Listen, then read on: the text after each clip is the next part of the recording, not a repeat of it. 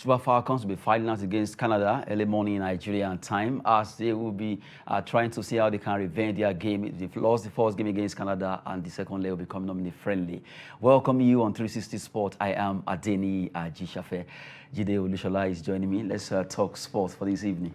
Yeah, good evening, Nigeria. It's good to hear once again. Okay, now we're talking about Super Falcons. They will be facing Canada, and that will be the second game. The first game we lost by 2-0. They defeated us over there in Vancouver. But this time around, the ladies are ready to at least correct all the mistakes that was made against Canada in the first leg. I love the fact that at least NFF deemed me fit to organize this for these ladies, for them to fight tune before the Nations Cup draw actually come up, talking about the Morocco AFCON for women. But from the way it is right now, Super Falcons are really very, very happy ahead of this second leg, as we heard that Odega is already in camp to join the remaining ladies. Yeah, the first leg, of course, like you said, we lost 2-0, and it's a friendly game anyway. And we hope this second leg, this morning, over there, they'll come on board, play that game, and let's see what they can bring up against the Canadian women. We know the Canadian team, they're a very strong side, and the Olympic champions. Yes, yeah, and the Olympic champions too. So it's going to be a tough call for Nigeria, but I still want to believe that our Nigerian girls, our girls, will do the nation proud. Though it's just a friendly game, but it's just to keep them in tune, keep them in shape. Know that okay, we are going for bigger matches very soon. We are going to the Nations Cup very soon, so you need to keep them on board. Just keep them motivated and everything. So it's a good one for the NFF to have organized these friendly two-tour friendly games, and let's see what they will do tonight, or rather, morning over there. Well, from the way it is, I think, well, it's going to be 7:30 Canadian time, then 3:30 a.m. Nigerian time, because it's going to be when we are all sleeping here. I remember the first game. I remember we still sleep at 3:30 Nigeria, 3:30 a.m. We will be awake. Meanwhile, I saw the first game when somebody wrote why we slept. Canada defeated us. Oh, okay. On Twitter, I saw it on Twitter. Yes, well, from the way it is right now, do you think Nigeria can at least turn things around, the Falcons?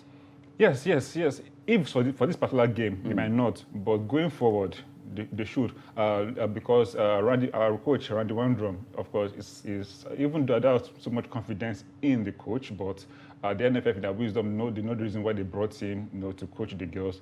And but so far so good. In his time on board, he has at least gotten some wins, and even though the wins are not so convincing, but I think over time, probably the girls are trying to get used to statics and everything. And so I'm not looking forward to the next game. No. I'm looking forward to the games after, when these girls begin to gel together. He's bringing new players like this Leicester City girl, Ashley Plumpton. So on board to see how they can merge together, how they can able to understand each other very well on the pitch, which is important. Now, these girls have been together for some time, and there are new bloods come in to have the experienced and the young blood coming in. So how are you going to merge these two set of generations together to get that common goal is what I'm looking out for, not against Canada, actually. But of course, the Canada game is a step to get to that point where we have a team so cohesive, so that will dominate. We should go beyond dominating African teams now. We go to at least worldwide now. Yes, let's move to the international scene. We have dominated the African scene too much, too long, to the point that they're not even catching us up, because we are not laid back. So now I should be looking forward to defeating countries like Canada himself, Brazil, US, France. These are top teams. Sudan, and all those top national teams from other countries. Yes, we should be challenging, rubbing shoulders with them, not with South Africa, not with Equatorial Guinea or Angola. We should leave all those countries and face the bigger countries. So let's see how that goes. And again, after the Canadian team, we prepare for the Nations Cup. So, which is where, from there. Let's see what they can do at the Nations Cup. Yes. Because if you check, I still don't know why you say you are not too fascinated with Randy Wandrum.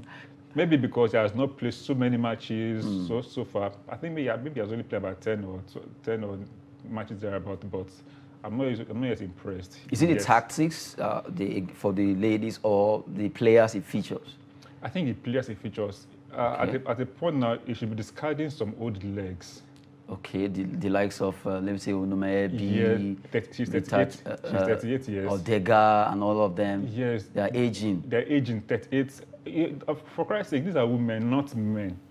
Their hormone systems are different from men. But I notice it's very common with Super Falcons that most of their players are always so aging before they actually ease out. But meanwhile, in Eagles, it doesn't happen that way. But it should be that way around. You can't compare the hormones, the way women are built to men. Men can still play up to 40, depending. But at a point, as a woman, your hormones might weaken you, the speed will drop, everything, the performance. And that's why at 8 years, other guys still play. Not even play, Dita Chikwelu still playing, Onomebi still there at the age of 39. They should leave. So they slow down the game because they cannot run the way they should run when they were younger. Compared to agile, fresh bloods, fresh legs who can still do. So it means from your analysis now, it's better for Eagles to be Falcons rather to begin to at least ease out some of these, phase out some of these old legs, and begins to bring in new legs. Yes, you can't just take it out like that. Still leave them on board, but they could be on bench.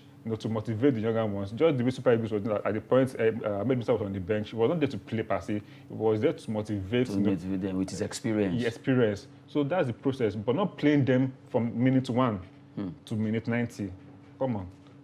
It's not supposed to be that way, so it's better we begin to plan that now. Yes. Maybe that's why Falconets coach Christopher Danjuma was saying it's better we begin to at least let them graduate from Falconets to Falcons and Flamingos to Falconets, just like that. You pick the players from his age grade.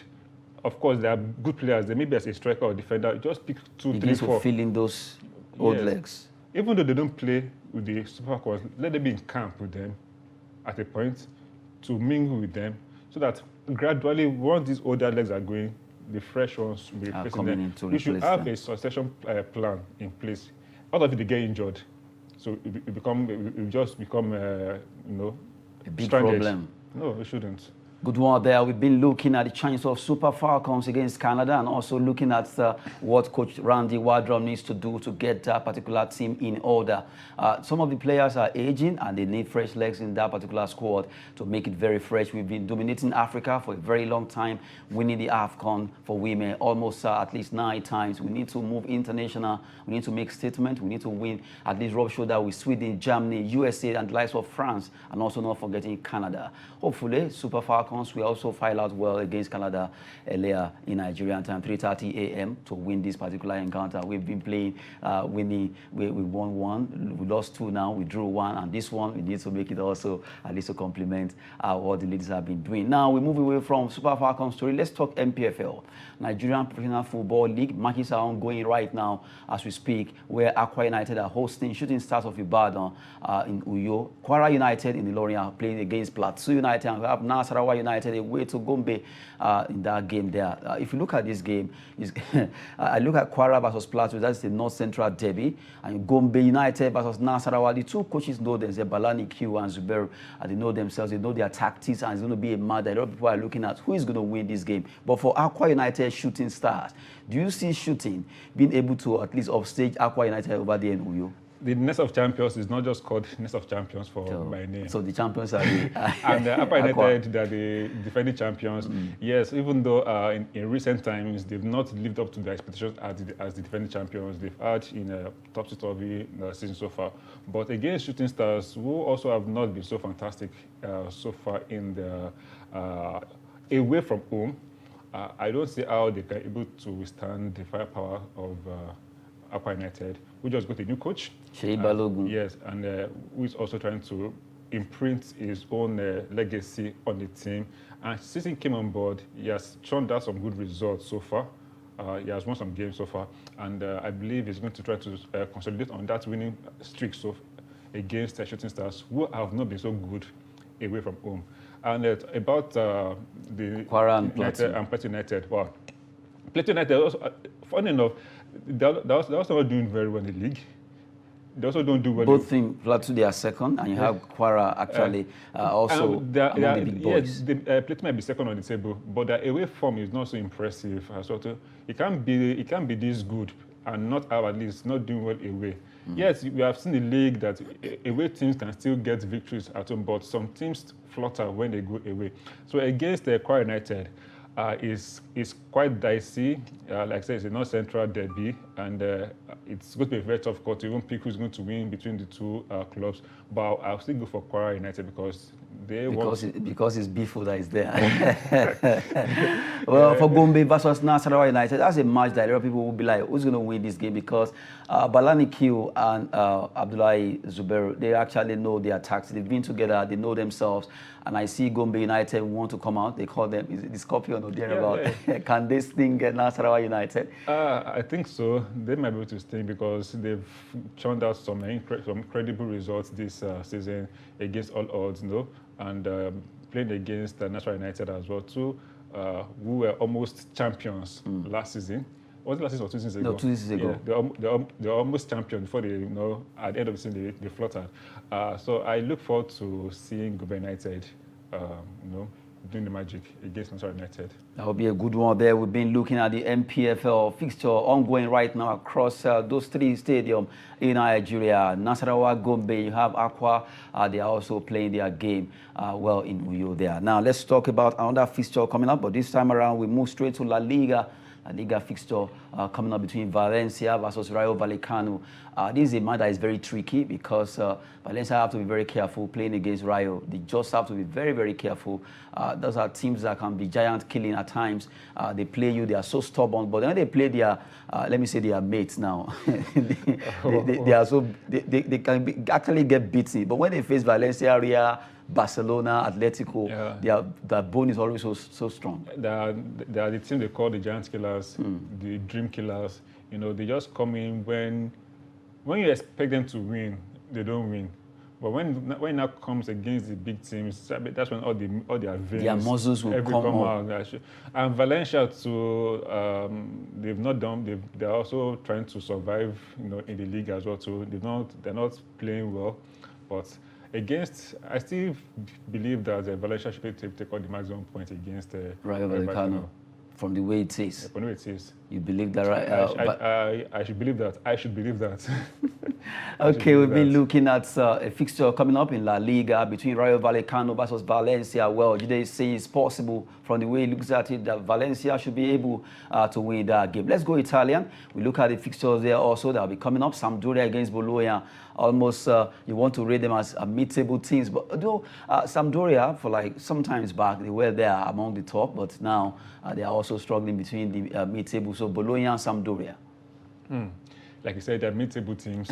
So anything can happen between the two clubs. So it's open season for any of them. But I'll still go for the away team, Sampdoria. Sampdoria. Why? No reason in particular, but when I look at the games they play against the Inter Milan and Juventus this season, I was impressed with the they played, and they should be able to play. If they bring that game set, they played against the 2 giants that I watched personally. So I believe that if they do that, they can get the point against their opponents today. Okay. It's just a matter of them, bringing up that A game. Sampdoria have done some incredible job this season as well too, but somehow. When it comes to playing against lesser teams, it's just like, teams lower than them, they falter. But against bigger teams, they perform well. So against Bologna, they should be able to do, okay, let's just play. But Bologna at times, they could be very stubborn. That could be the Italian Burnley, the version of Burnley in England. We've been looking at fixtures coming up between Bologna and Sampdoria over there in Italia. Quickly, we move straight to talk about a particular man, a coach rather, which he has been doing well for Ajax. But right now, the story coming out is that Erik ten Hag could be moving. Every news coming out is that Manchester United are almost done with him, but I realize he seems to be ready to hijack Man United's bid to appoint Erik ten Hag as their new manager, RB Leipzig in Germany. Although we know that, yes, they are one of the top teams trying to at least wrestle Bayern, Dortmund, and all that. Bro, do you see this man moving to... Now, my major concern or my fear is that Erik has done well. He has done so well in Ajax. And if you look at it, Ajax is more of like a youth team. There's a difference between coaching a youth team and coaching players who have ego and everything. Ajax players, they don't have ego, they don't have so much money, they're not that, so they play with their heart and soul and everything. So does it have what it takes to control people like Pogba, who feels he's bigger than the coach, who feels he earns so much money. Or Ronaldo. Or Ronaldo, you know, players who are willing to listen to the coaches and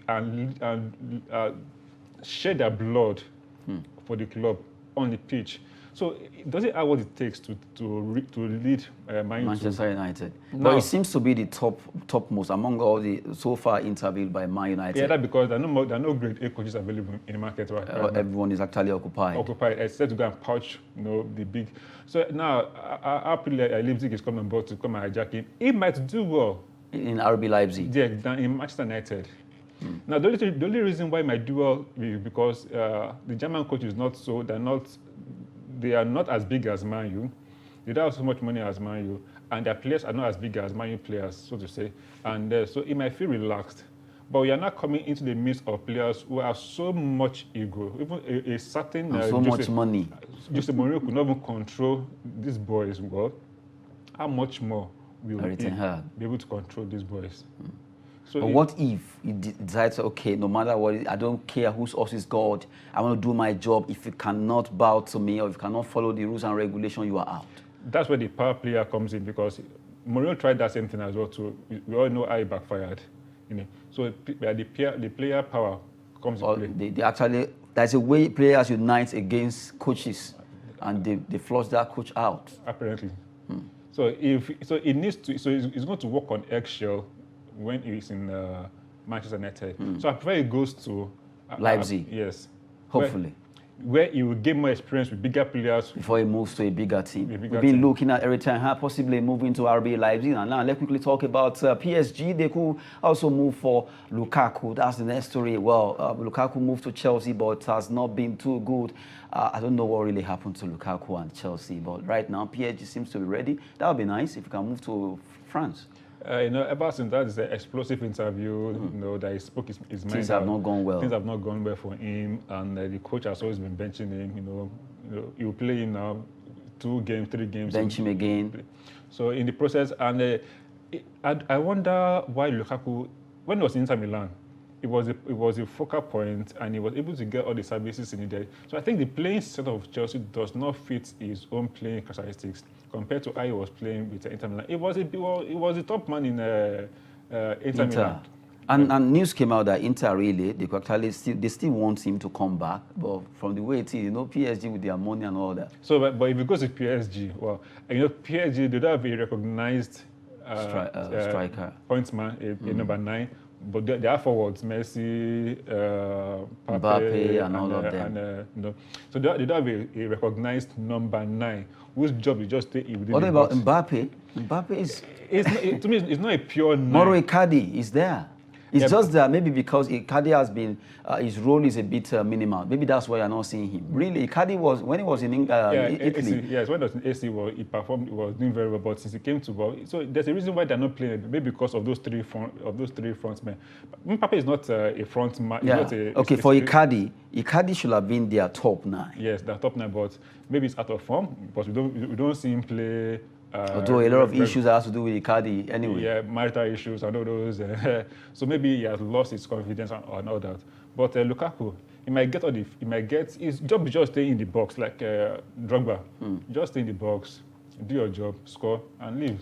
So he might do that for PSG. He could have done that for Chelsea, but he's not getting the services that he needs to but really, I'm so, in fact, so he gets them, but sometimes he misses them. He came back to Chelsea with this time around to prove a point that, yes, selling me was a mistake, but this time around... He started very well. He started very well. All of a sudden, everything just changed, and the friendship between him and Tuchel just dropped, everything collapsed, and from there, Lukaku has not been able to find his groove back.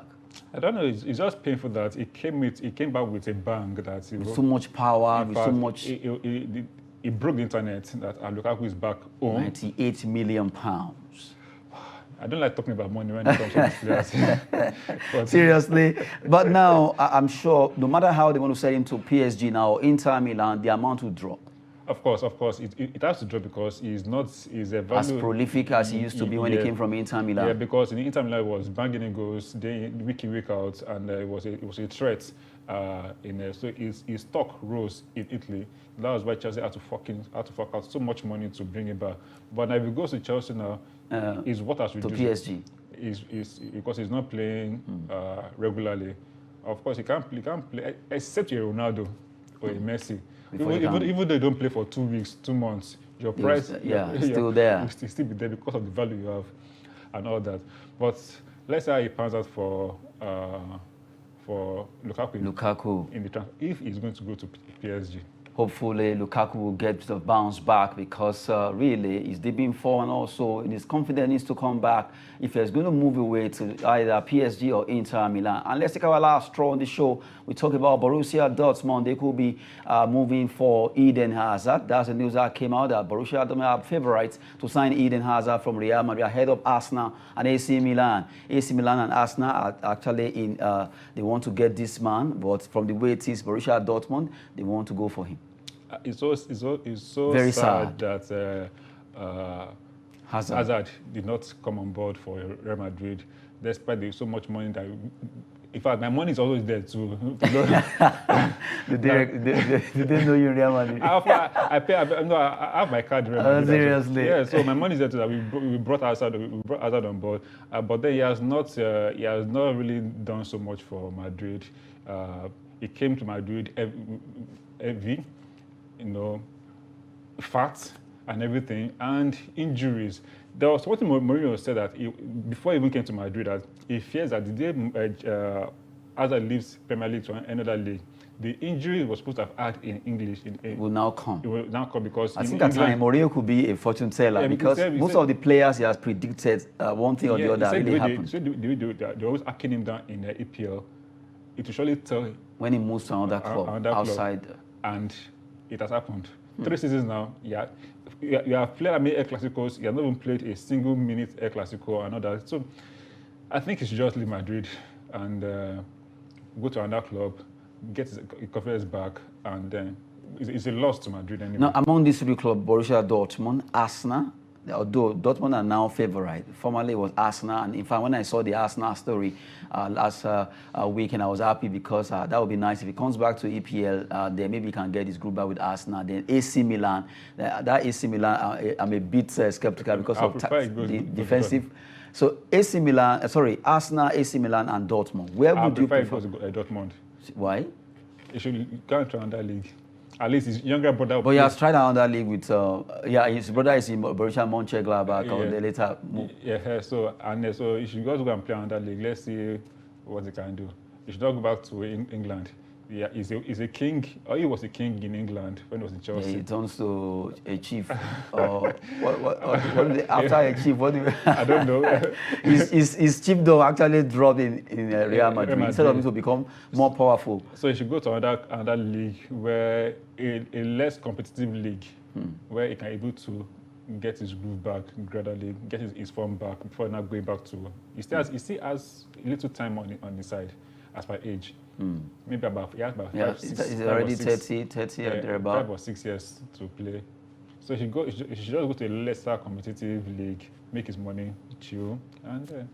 So painful. We've been looking at Eden Hazard chances of joining at least another club where maybe he can get his career back, but it didn't go well moving to Real Madrid. The same thing with Lukaku, the Belgian. The 2 of them are actually Belgians. There's space in Canopy Lazo and Enyimba. They can come to Enyimba and Canopy Lazo. They should go to Enyimba and Canopy Lazo and perform. Can you afford their... They will send the whole club to pay the salary. When they said the whole club, then what's the way to end the game? Eden Hazard and Lukaku should come to Canopy Lazo and Enyimba. Well, from Jide there, that would be possible, but the entire MPFL, can they pay this money? No, MTN or Glow should come and take over. Pay the salary. Already running advert there. We have to go now. Jide, thank you very much on the show. Thank you for having me. Good one there. We've been looking at the chance of these players as Lukaku. Hopefully, they will get their acts together. It's been Adeniyi Ajisafe. Thanks for watching.